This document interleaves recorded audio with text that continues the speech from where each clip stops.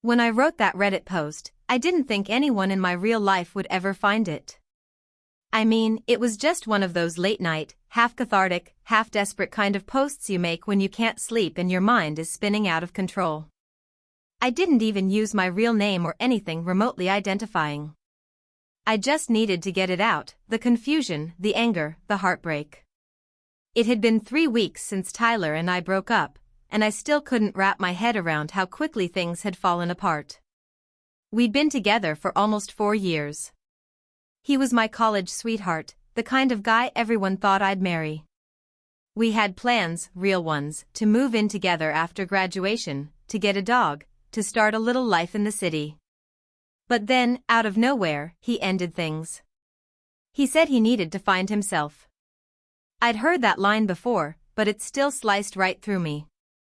So that night, I made an anonymous Reddit account, typed out everything, the way he'd pulled away, how distant he'd become, the way I'd found a text from someone named Kay on his phone that said, "Can't wait to see you again." He'd sworn it was a coworker, but the pit in my stomach never went away. I didn't post it in r/relationships or r/breakups like most people do. I put it in r/off me chest, thinking it would get lost in the sea of other confessions. But it didn't. It blew up. By morning, it had over 20,000 upvotes and hundreds of comments. People were dissecting every word, guessing what K stood for, calling Tyler a cheater, calling me naive, telling me to move on, to block him, to expose him. It was weirdly addictive watching strangers analyze my life. For the first time since the breakup, I felt seen. Then someone commented something that made my stomach drop. "This sounds exactly like my friend's ex. Is his name Tyler?" My heart started racing. I quickly deleted that comment, terrified someone would connect the dots. But the thread kept growing. And that's when things started getting really strange. The next day, I got a text from an unknown number that said, "Nice story." That's it. Just 2 words. I froze, staring at my phone, my heart pounding in my ears. I tried to convince myself it was a coincidence, some troll who happened to find my number somehow. But then the next text came, "You really shouldn't believe everything you read on Reddit."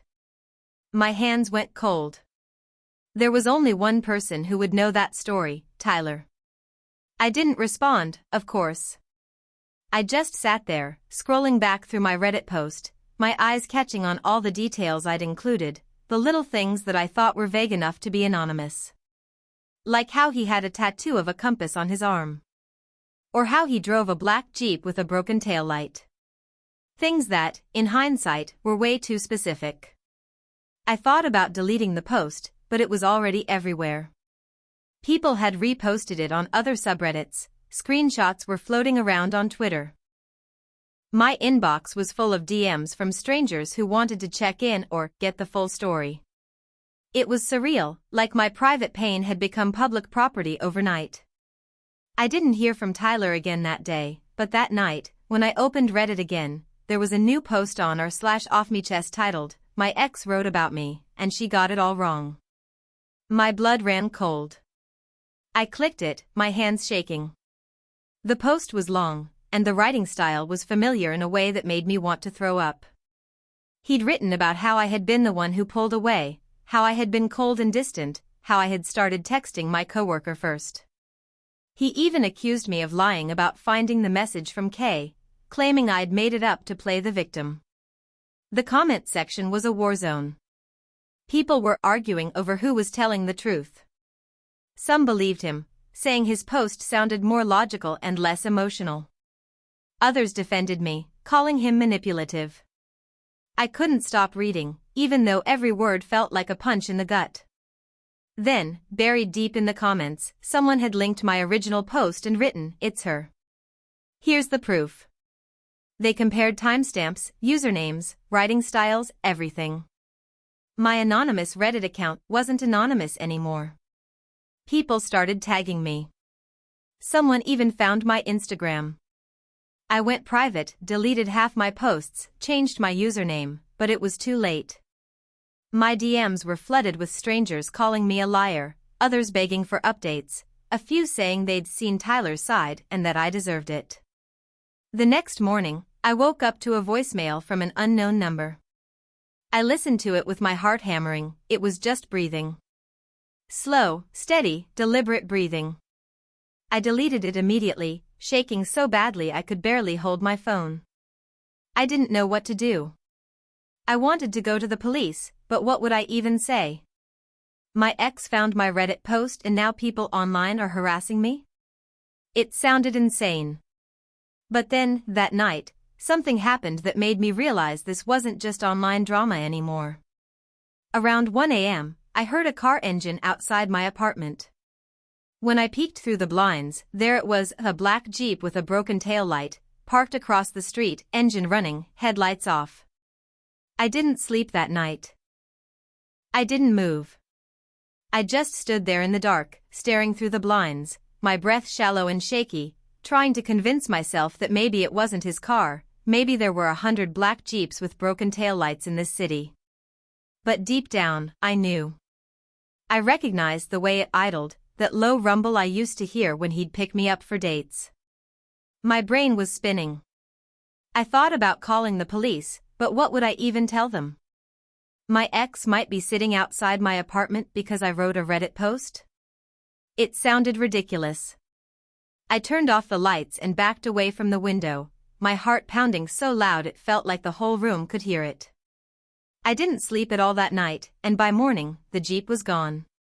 But the next day, things somehow got worse.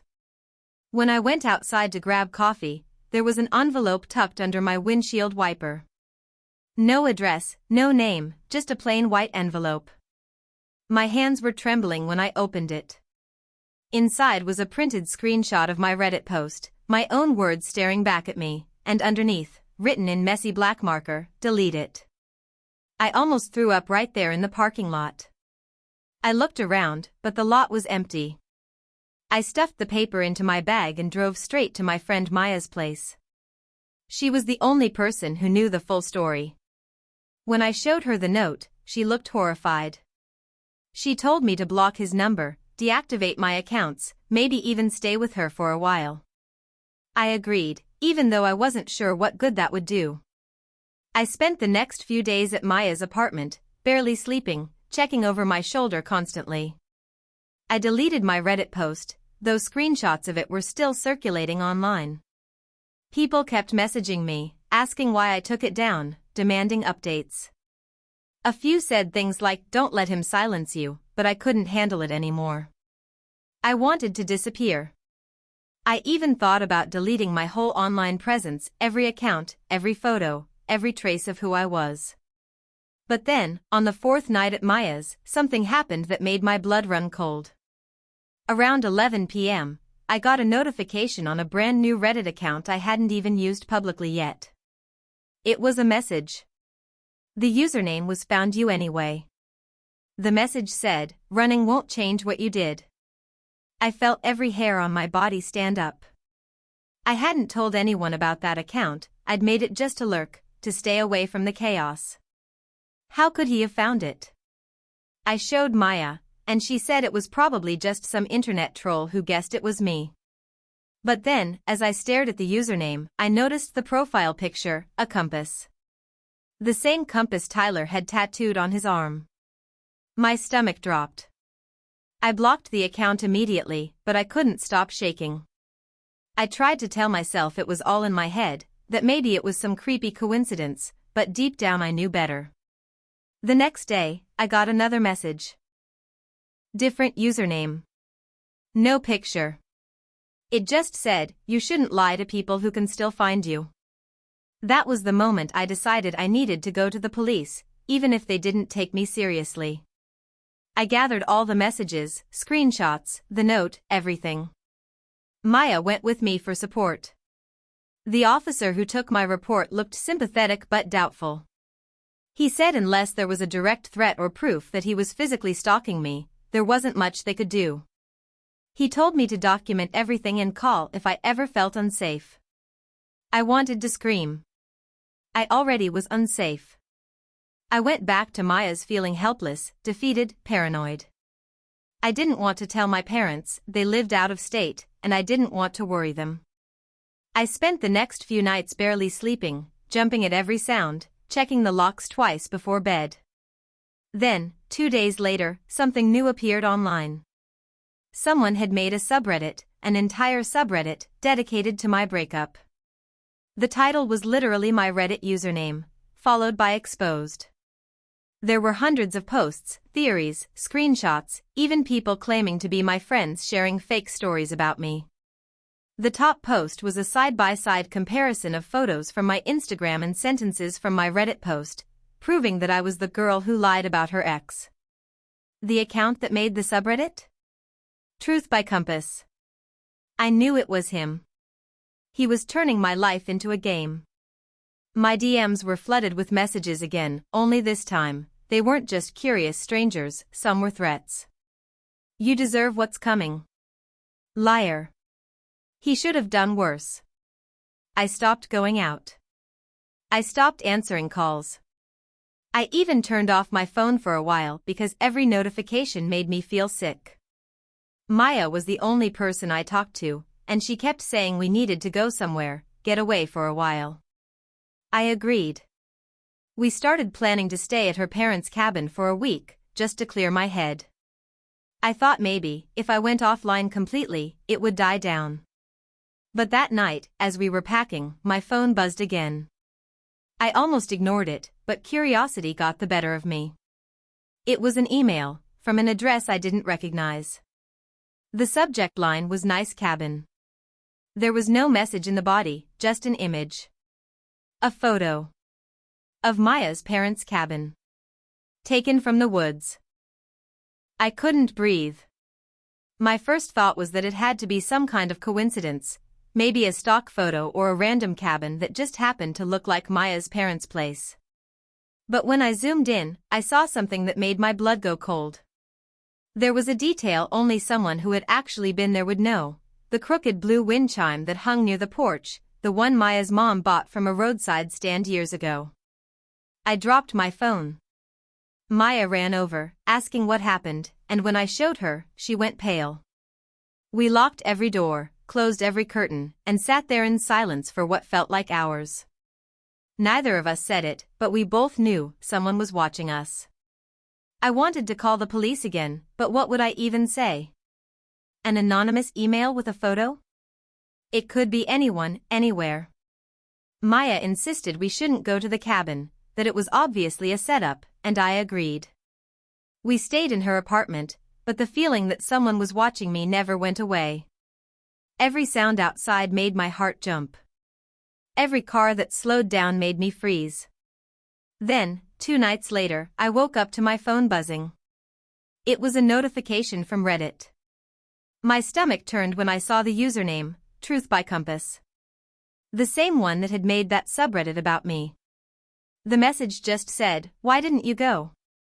I sat there in the dark, staring at it, my mind spinning so fast I couldn't even think. I wanted to scream, to cry, to throw my phone across the room. I blocked the account again, but it didn't matter, they kept making new ones. Compass Truth 2. Still watching you. You should have stayed.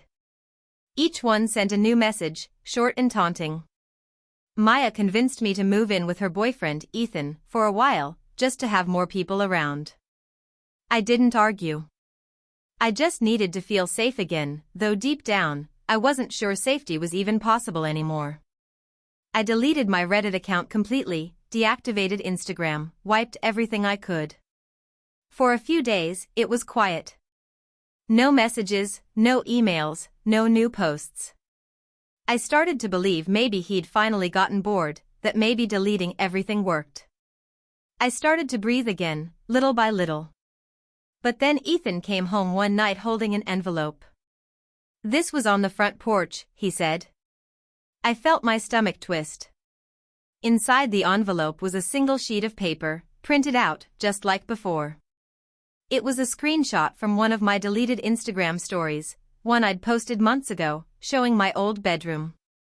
Someone had circled the corner of the photo where you could see a mirror. Written underneath, in the same scrawled handwriting as before, "You always leave traces." I couldn't stop shaking. Ethan wanted to install cameras around the house, and I didn't even argue. We set them up that same night, one by the porch, one in the backyard, one facing the driveway.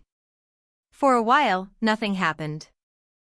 Then one morning, Ethan called me into the living room, his face white.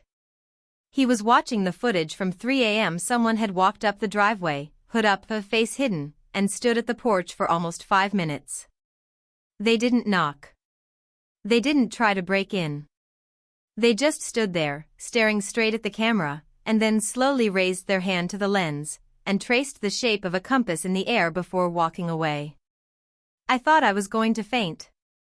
We sent the footage to the police, and this time they took it seriously. They said they'd start a patrol near the house, that they'd look into it. I tried to take comfort in that, but I couldn't stop thinking about how he always seemed one step ahead, how he always knew where I was. Maya was the one who finally figured out how. One evening, she was scrolling through her phone and looked at me suddenly, wide-eyed. "Did you ever share your location with anyone on Snapchat?" she asked. I froze. I'd forgotten all about that, how I'd left my Snap Map public for friends back when Tyler and I were still together. I'd turned it off later, or at least I thought I had. When I checked, my blood ran cold again. Somehow, it was back on. And someone named K_Truth had viewed my location every single time I'd opened the app. I wanted to throw up. I turned everything off, every app, every account. We even factory reset my phone. But then I started noticing other weird things, my email password not working, text messages disappearing, random charges on my accounts. It wasn't just stalking anymore. It was like he'd wormed his way into my digital life completely. Every part of me was exposed. I couldn't even trust my own devices. Ethan helped me change everything, new number, new email, new accounts. He even bought me a new phone. For a few days, the silence felt like freedom. No messages. No notes. No mysterious envelopes. I finally started to believe it might be over.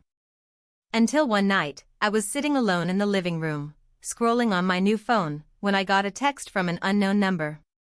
My chest tightened as I read it. New phone, same story. I threw the phone across the room.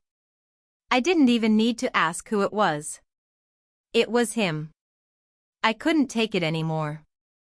I decided that the next morning, I was going to leave town completely. No forwarding address, no social media, nothing. I started packing that night, shaking, trying to stay calm. But around midnight, there was a soft knock at the door. Ethan was asleep, Maya out for the night. I froze. Another knock, louder this time.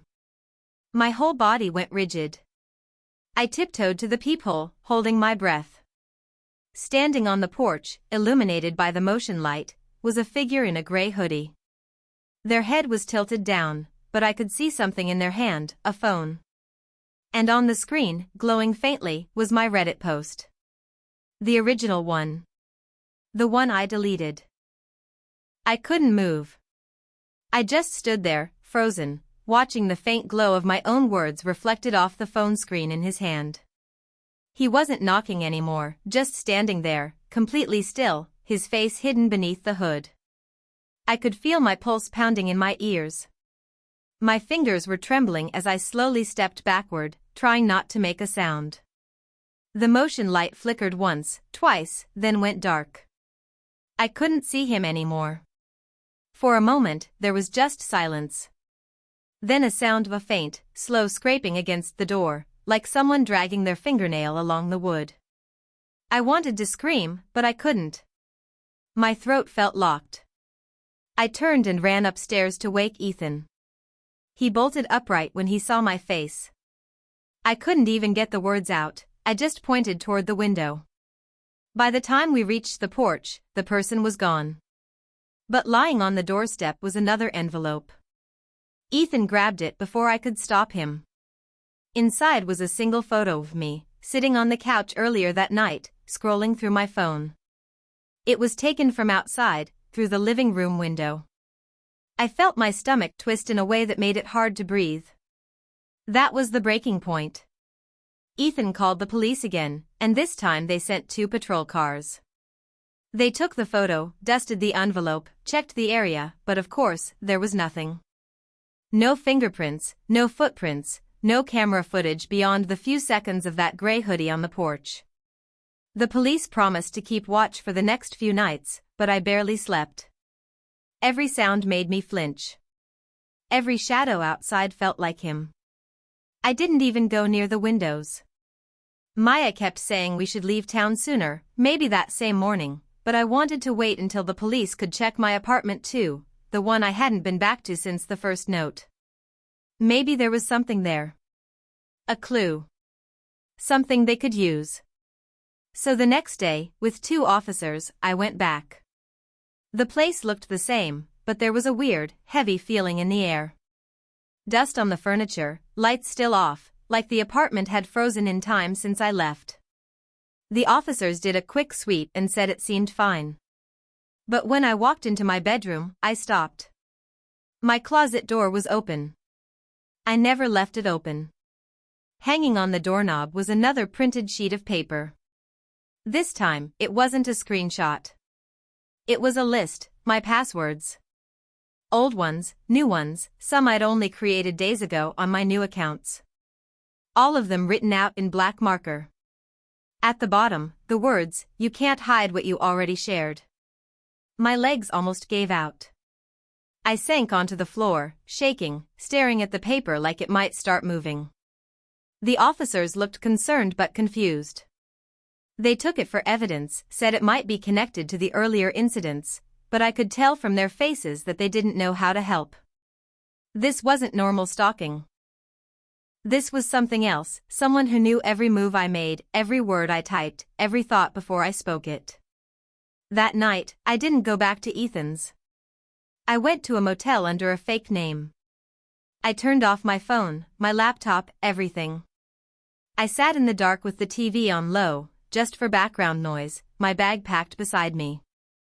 Around 2 a.m., I finally started to drift off, until I heard it.